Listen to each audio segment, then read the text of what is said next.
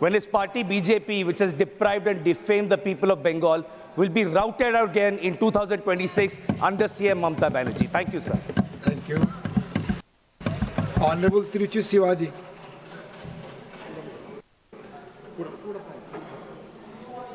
Thank you, Mr. Deputy Chairman, sir. Sir, I am indeed privileged to participate in this discussion on the glorious journey of 75 years of our Constitution on behalf of the DMK party. Sir, our Constitution is a unique and enduring document which has withstood many crises and the test of time. Sir, the Indian Constitution has not come out of a revolution, as in many other countries, but it is out of a series of experiences, developments rooted in constitutional methodologies and principles. Sir, I have got a lot to say about it, sir. Before that, I would like to recall Thomas Jefferson, the architect of the Declaration of Independence and the third President of the United States of America. He once wrote that no constitution in the world will survive for more than 19 years. Later, the same theory was reaffirmed by 3 researchers on an empirical study which has come out in the endurance of national constitutions. And it also said that every constitution expires within 17 years. They said some reasons for that, sir. That inclusivity is a main reason, and adaptability of the constitutionalism. Sir, as far as we are concerned, we want to appreciate first the framers of the Constitution.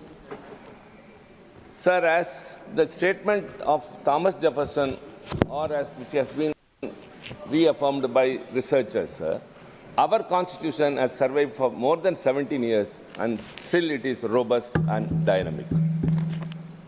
What are the reasons for that, sir? The other constitutions have not debated as much as us. The American Constitution was debated and drafted within 4 months, and the South African was within 9 months, whereas the Constituent Assembly of India to draft the Constitution, sir. First, the members were elected indirectly across the state, from the provincial states, from the princely states, and the provincial principal commissioners. It came to about 389, and later after the partition, it came down to 299, and with that, the Constituent Assembly started functioning. These are all very important facts, sir. We have to mention what is the reason for the robust nature of our Constitution. Sir, it held 11 sessions, sir, which ran up to 165 days, out of which 114 days were focused totally on the draft Constitution. 7,635 amendments were tabled, and 2,473 amendments were moved. Whereas in other constitutions, in other nations' constitutions, amendments were not moved, sir. And subsequent to that, the position of our Constitution is very much glorified. Our Constitution is credited for establishing the rule of law and also fostering a responsible government to India. Our Constitution played a pivotal role in shaping India's democratic character and safeguarding individuals' liberties, balancing the delicate relationship between the sovereign state and federalism, and above all, it formed the backbone of India's governance. Sir, before I go into the subject, I have something to say which the Finance Minister in her initiative speech said about the first amendment to the Constitution, which you are very well aware of, 1951. She said about 1904 of the Constitution, the amendment that was made was 1904. I would like to say, sir, in the same amendment, there was another one, which is 15.4, Article 15, 5 and 6. Sir, the first amendment to the Constitution was subsequent to a case which the leader of opposition mentioned, Shanmugam Doreraj. Before that, one should know about the history, sir. It was first in Tamil Nadu, then Madras Presidency. In 1921, when the Justice Party, our parent body, was ruling Tamil Nadu, a communal GO was issued. By that way, everyone were benefited by way of reservation. So long, since then, only the upper caste was enjoying all the education and employment opportunities. And that was made with more reservation in 1927. And later, sir, this Shanmugam Doreraj filed the case in the court that this communal reservation deprives her of a genuine seat in medical. The court, without applying. Later came the fact. The court upheld her case and petition and struck down the communal reservation. The strange part of this is the Shanmugam Doreraj who has filed the case was not at all an applicant.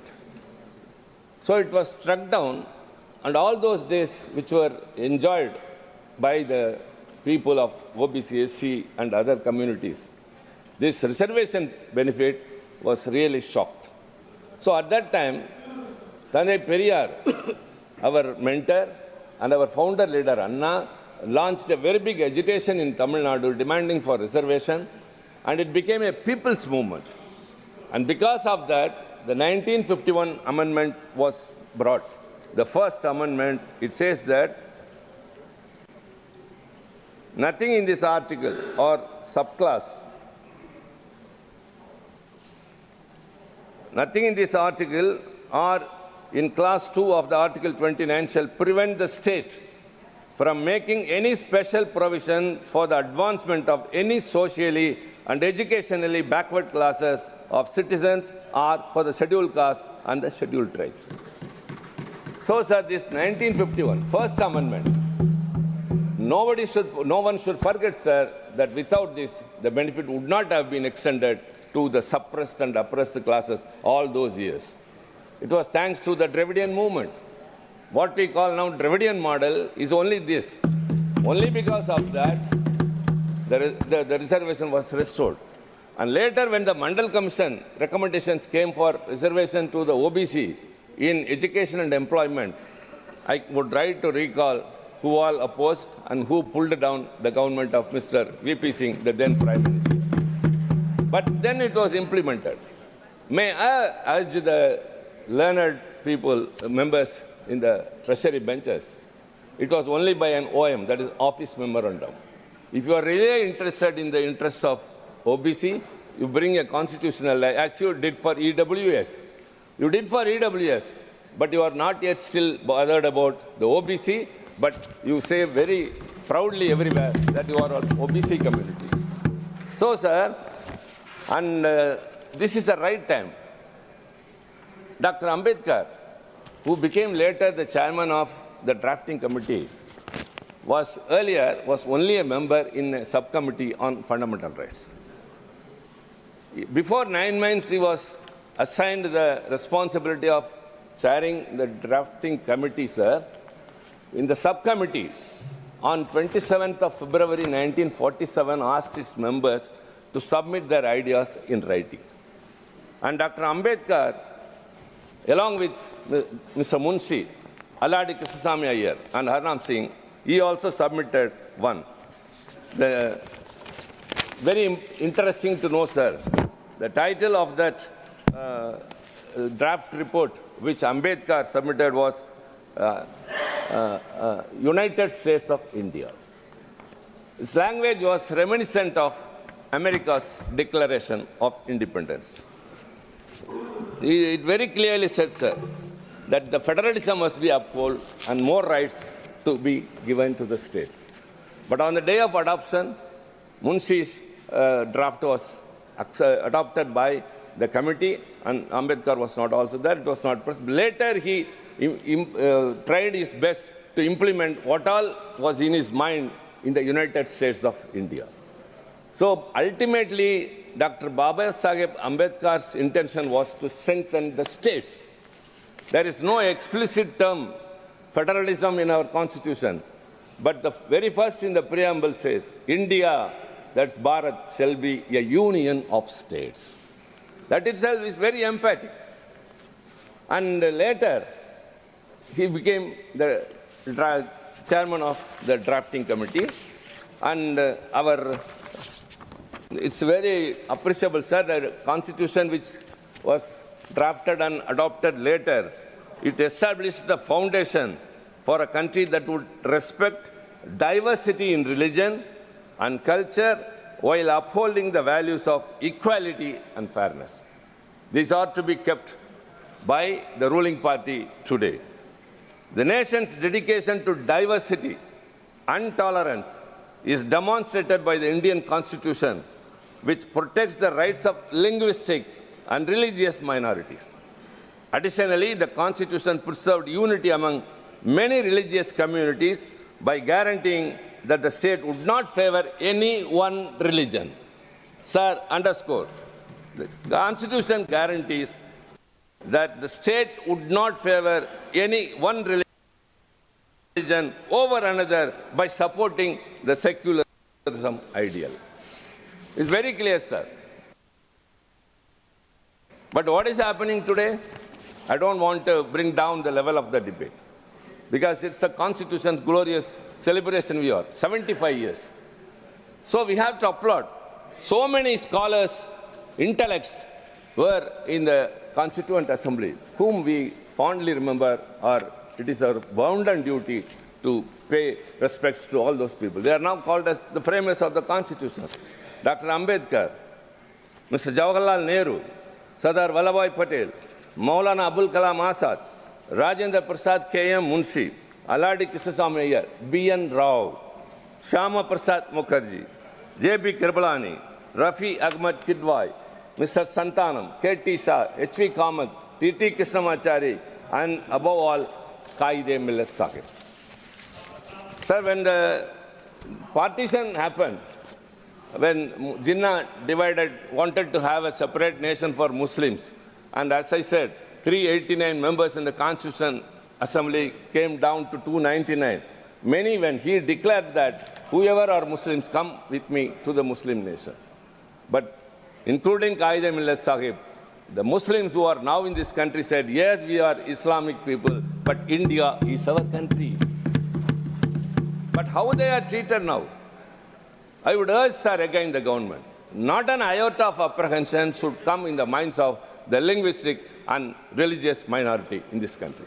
But it often happens. We have to see to that, sir. Everything. And Dr. Ambedkar very responsibly told that. He was, of course, lauded by everyone. Pattabhiram Sitaramaiah told that, when speaking about Dr. Ambedkar, he said, what a steamroller intellect he has brought into this Constituent Assembly, which is irresistible, indelible, and unconquerable. And Dr. Rajendra Prasad, the chairman of the Constituent Assembly, very clearly said that if at all the best thing the Constituent Assembly has done is that we have made Dr. Ambedkar as the chairman of the drafting committee. And what he said, sir, Dr. Ambedkar, he was also very much responsive. He appreciated each and everyone. The leader of opposition quoted someone. And Dr. Ambedkar very clearly says, I quote, sir, Sir Aladi Krishnamaiah, Dr. Ambedkar said, I came with no greater aspiration than to safeguard the rights of the interests of the scheduled caste people. I had the least remotest idea that I would be entrusted with such a big responsibility. There are people bigger, better, and more competitive than me in this assembly. But they have made me. They have entrusted the responsibility. They have chosen me as the chairman of the drafting committee. And he continues to say, sir, and he says very much about S.N. Mukherjee, Sundarnath Mukherjee, The West Bengal people should be happy about it. The Surendranath Mukherjee, he said, the task of the drafting committee would have been a very difficult one if this Constituent Assembly has been merely a motley crowd, a tessellated pavement without cement, a black stone here and white stone there, with each member or each group was a law unto itself. In that respect only, he is appreciating the Congress. It is because of the discipline of the Congress party that the drafting committee was able to pilot the Constitution in the Assembly with the sure knowledge as to fate of each article and each amendment. My job is not to be a spokesperson, sir, but I call a spade a spade. We have got many things, but we call a spade a spade. And Dr. Ambedkar shared the credit with each and everyone. He said party discipline, in all its rigidity, would have converted this assembly into a gathering of yes men. Fortunately, there were rebels. There were Mr. Kamath, Mr. Deshmukh, Mr. Sidwa, Professor K.T. Shah, and Pandit Hridayanath Kunsu. So when he appreciated those who supported, at the same time, he also mentioned those who were rebels, who spoke against. That is dissent, that is democracy. So that has emerged in those days itself. Sir, the Constitution has very great qualities. I don't want to go into that. I got something else. I want to remind of our great leader, the great thinker, uncomparable, and still not still, sir, forever, the very best scholar is our Anna, the founder leader of our DMK party. Sir, he used to write letters in the party official organ to his party cadre, enlightening them of what is going on in the country, enriching them with the history of the world. The revolutions happen here and there. For what reason? And all people have come out of slavery. All these things he was educating the last person in the party. So he used to write. But the way of addressing the letter was the dear brother. This family bondage, this affinity was first brought in by him. Anna wrote a letter which happened to be the last one and which is also called as the Will of Anna. At that time he was the chief minister. He wrote that, dear brother, I have never been mad after power, nor I am happy to be the chief minister of a state which comes under a constitution where it is in letter that it is federalistic, but in practice it is becoming more and more centralized. So he expressed that autonomy has to be given to the states. This was his last wish, and so it is considered as a will. Because he realized the states which are the constituents of this union were weakened slowly, one by one stages. What is happening is now much worse.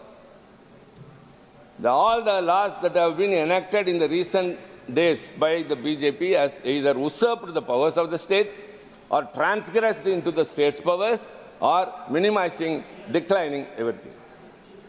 This I have to mention, sir.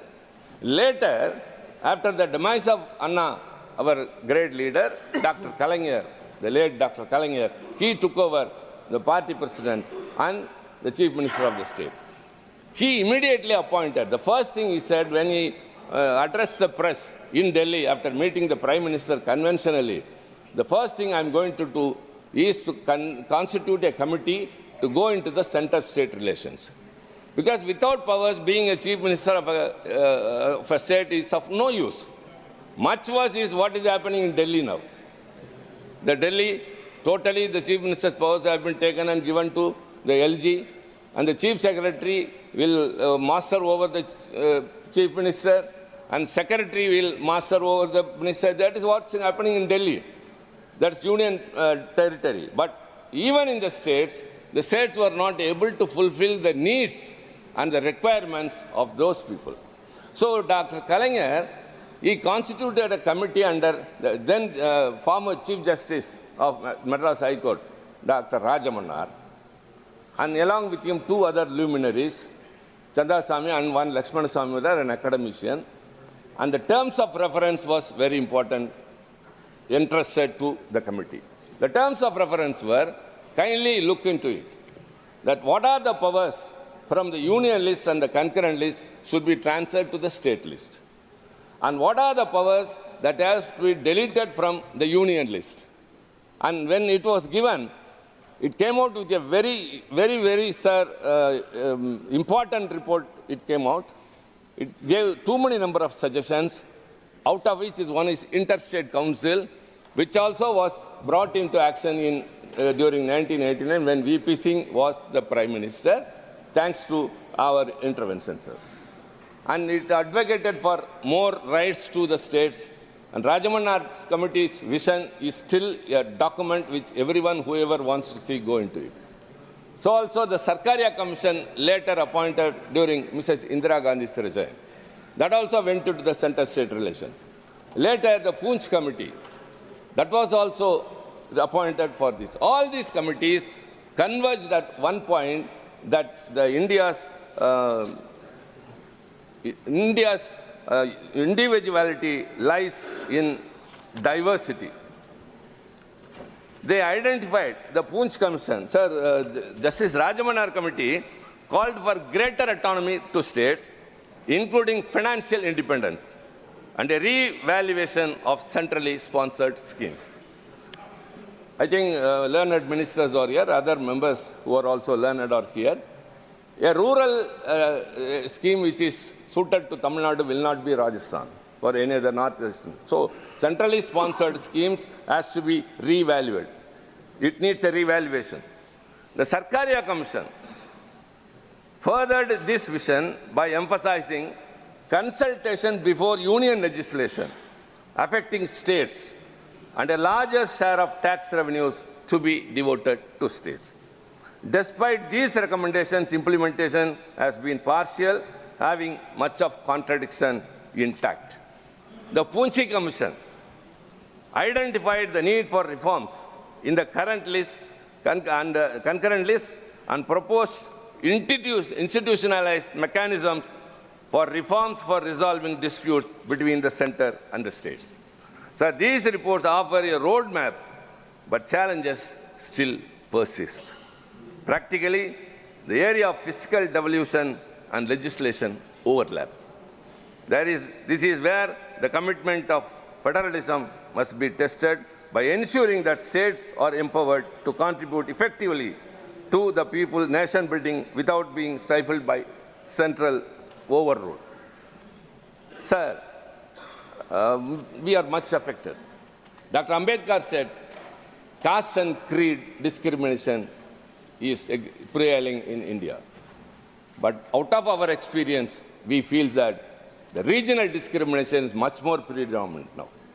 Stepmotherly attitude is shown to the states. For example, even the Finance Commission, devolution of taxes, Tamil Nadu has been slowly, the devolution is declining. The 12th Finance Commission gave 3.069 and the 15th gave only 2.6, and whatever, for every 1 rupee we give to the tax basket, we give only 29% in return. Whereas, actually the southern states, that too especially Tamil Nadu, which contributes more to the GST of this nation, GDP of this nation, is of course affected very much. Whereas those nations which are of lower fiscal discipline, they are rewarded much. For what? That is what we said, regional discrimination. I don't want to mention any particular state because our friends are here from various other states. But we feel that the northern states are shown more favoritism, showing lower fiscal discipline, whereas Tamil Nadu, which is performing very well in every, for example, in the higher education, the enrollment ratio overall in India is 28, whereas ours is 52%. So in every area, every sphere, the Tamil Nadu is doing very well, but we being victimized by the union government. So also, sir, the borrowing restrictions imposed under Article 293 undermines the autonomy of the states discourages fiscal discipline, and stifles regional growth. In these situations, sir, we want to say that these things has to be revived. It's high time, sir. Even the very important is language policy, a sensitive issue that needs recalibration. Tamil Nadu's consistent opposition to the imposition of Hindi is not about rejecting a language, but about preserving its linguistic diversity. The two-language formula adopted in Tamil Nadu has fostered inclusivity without compromising on national unity. Sir, during the Constituent Assembly debates, though there was no subcommittee as like other things for language, but it happened so that when many proposed for Hindi to continue. Before independence, the official language of India was only English. But later, after the independence, the Constituent Assembly, they debated it, and a section of the members supported Hindi, and a section of the members supported English. And when it came to equal, Dr. Rajendra Prasad, who was then the chairman, cast his vote, and by that, Hindi became the official language. And very importantly, article, the language.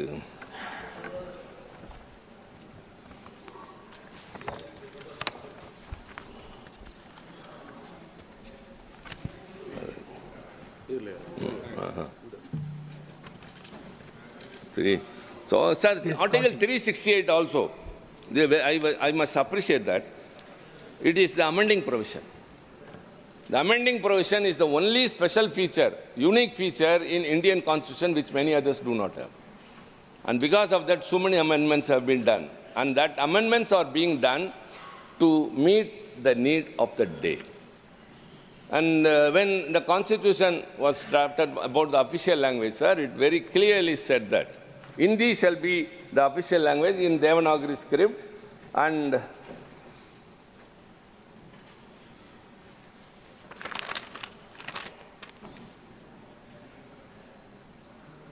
notwithstanding anything in this article, Parliament may be law provide for the use after the set period of 15 years, the English language or the Devanagari form of numerals. So it said that after 15 years of the enactment of the Constitution, English will go off, and then only Hindi will be the official language. Sir, again, our founder leader Anna, this house was benefited by his presence as a member from 62 to 67. He spoke very much about the language policy, and the Official Languages Amendment Act 1963 came, and it declared that the official language, the English shall also be the official language, as long as the non-Hindi speaking people accept it. Sir, whereas this government is totally thrashing all those things, what the Constitution has assured, it is not enough that you celebrate a Constitution Day in the Central Hall, which you have deserted. And it is not enough if you have a debate in both the houses of Parliament. It must be not only in letter, in spirit also it must be. When it has been assured, India is a country of complexity. It is multilingual, multicultural, multi-regional, multi-religious. Whereas you want to bring everything one nation, one election, one nation, one ration card, one nation, everything. One. But only this Parliament divides the Lok Sabha and the Rajya Sabha. The Central Hall, which used to unite the members of both the houses, is now totally, we are deprived of that. A new member who has come to the Lok Sabha will go off after 5 years without having acquaintance between the Rajya Sabha members and the Lok Sabha members. Why, when you are trying to unite each and everything, why you are dividing the members of Parliament from Lok Sabha and Rajya Sabha? That's what I say. It's not just celebrating the Constitution. All the schemes which are implemented by this government are either in Hindi or in Sanskrit. Learned ministers, Puri is here, my dear brother Yadav is here. Kindly tell. Bhupender ji, you know better. It says that any bill or anything should be in English, the Constitution says. But who authorized you to name the nomenclature of every scheme that you bring or every bill you bring, either in Hindi or in Sanskrit. We enter into the parliament. Now that we are accustomed, we are spelling out, pronouncing it, but we do not know the meaning. Makar Dwar. What is it? What is it? Wherever we go, we see only Sanskrit letters, we see only Hindi letters. See, India is a union of states, don't forget. Don't forget. In the 8th schedule of the Constitution, there are 22 languages, and all those languages should be respected. And no one language should dominate the other. The Tamil is the ancient language in this world. It's the hoary language. When you say Sanskrit and Tamil are ancient, or they are classical languages, Sanskrit is not a spoken language. It's only in books. It is in Vedas. Whereas Tamil has a rich history of literature, grammar, and everything. And 8 countries have Tamil as the official language. Why you are denying this, showing this partiality? Why you are treating us like that? This stepmotherly attitude, that's what I said in my outset itself. Not even an iota of apprehension should creep into the minds of the linguistic minorities and religious minorities. You are in power. You are in power. But you have to treat the whole of India as one in your outlook, not in names. You are imposing. That's what we say. We are not against one language, not to reject Hindi or any other language. Don't impose that. In Tamil Nadu, we are bilingual, only Tamil and English. If anybody wants to learn any other language, let them. It is also interpreted that we have stopped people learning Hindi. Even the finance minister has leveled an accusation. Never. We stopped her from learning Hindi. No. The Dakshina Hindi Prachar Sabha's headquarters is in Tamil Nadu. Every year, lakhs of people are studying there and getting graduated. If you are totally against a language, we would not have allowed it. If you are interested, go ahead. But what the way the government is acting today is totally anti-constitutional, anti-federal. Sir, we want to insist upon one thing. If at all you are very sincere, if you are really devoted in celebrating the Constitution Day, you have to uphold secularism and federalism, which is the most important factor, core thread, backbone of our Constitution and our country. And in this situation, sir, I would like to conclude with only one thing. Federalism is not about weakening the center. It is about strengthening the union by empowering the Constitution. So kindly keep in mind, we are not against a language, we are not against a region, but you don't discriminate us. That's because we are lying in the last of India. It is not the last. Rather, India starts from the south only, from there only. Our language is rich. Our contribution to this country is rich. Whenever the integrity and the sovereignty of India was affected, it was DMK which has stood first to protect the nation. We had a slogan of separate Dravida Nadu. We gave it up only during the Chinese aggression. During the Bangladesh war, it was DMK which contributed more than any other state to save the nation. So don't underestimate us. We have always been with us. So stop this attitude of stepmotherly treatment, and I would urge again, respect all languages, respect all religions, and tax devolution is very, very important. So with these words, sir, I thank you very much for giving this opportunity. Thank you, Trichy. Mani Shri V. Vijay Sai Reddy.